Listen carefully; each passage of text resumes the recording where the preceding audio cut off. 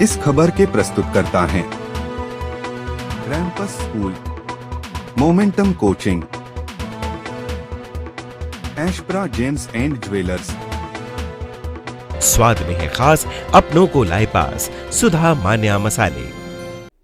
खबर गाजीपुर से है, जहां सपा प्रत्याशी अफजाल अंसारी ने बयान देते हुए कहा कि पीएम मोदी इंडिया गठबंधन से डर गए हैं। अफजाल ने कहा कि बच्चे को 104 से ऊपर बुखार हो जाने पर वो बकबक करने लगता है, वही स्थिति अब उनकी हो गई है। अफजाल अंसारी ने कहा कि पीएम मोदी मान चुके हैं कि इंडिया गठबंधन सत्ता में आ चुका है। अफजाल अंसारी ने कहा कि पीएम की आशंका गलत है। इंडिया गठबंधन सत्ता में आने के बाद बदले की भावना से राजनीति नहीं करेगा। अफजाल ने दावा किया है कि पूर्वांचल से बीजेपी का सभी सीट से सफाया हो रहा। पीएम मोदी अपनी सीट बचा ले, वो भी खतरे में है। अफजाल ने कहा कि उन्होंने गंगा मैया को भी ठगा है, गंगा मैया के श्राप से वो वापस भी जा सकते हैं। अफजाल ने अपनी बेटी नुसरत को मिले चुनाव चिन्ह छड़ी के सवाल पर कहा कि छड़ी चुनाव चिन्ह निर्वाचन आयोग के नियमों के मुताबिक ही आवंटित किया गया है। ग्रामीण इलाकों के बाद अब शहरी इलाकों में है, क्या लग रहा है? अब आज तो पहली मीटिंग थी, कल फिर शहर में आऊंगा, परसों फिर शहर में आऊंगा।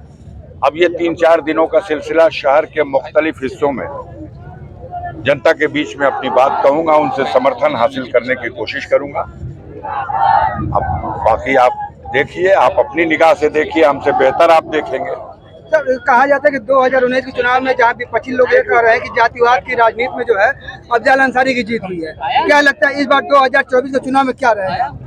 2019 में कितने से जीत हुई थी ये बता दीजिए, कितने से थी? 1,20,000 से।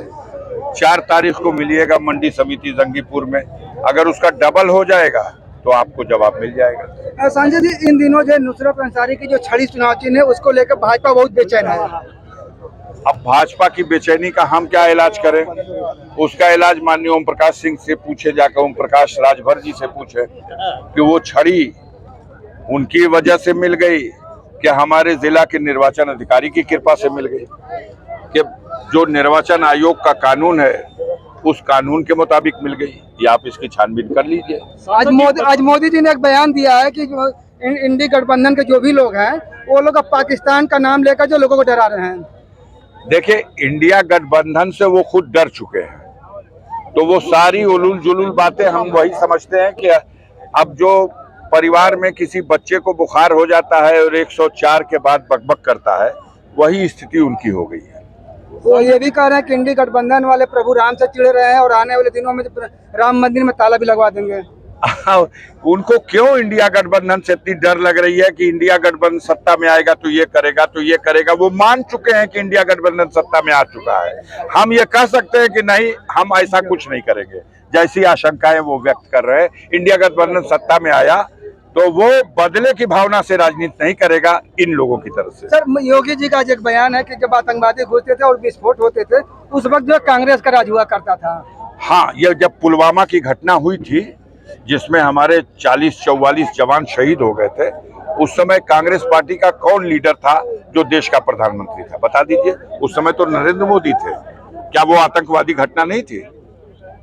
बोलिए सर, ऐसे में अब बात किया जाए पूर्वांचल में क्या स्थिति रहेगी इंडिया गठबंधन की? सफाया, इन दो भारतीय जनता पार्टी का सफाया सारी सीटों पर।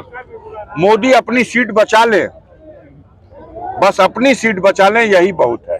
वो भी खतरे में है। कोई चमत्कार उस सीट पे भी हो सकता है, उस सीट पर मोदी भी बैरन वापस जा सकता है, क्योंकि उन्होंने गंगा मैया को भी ठगा है।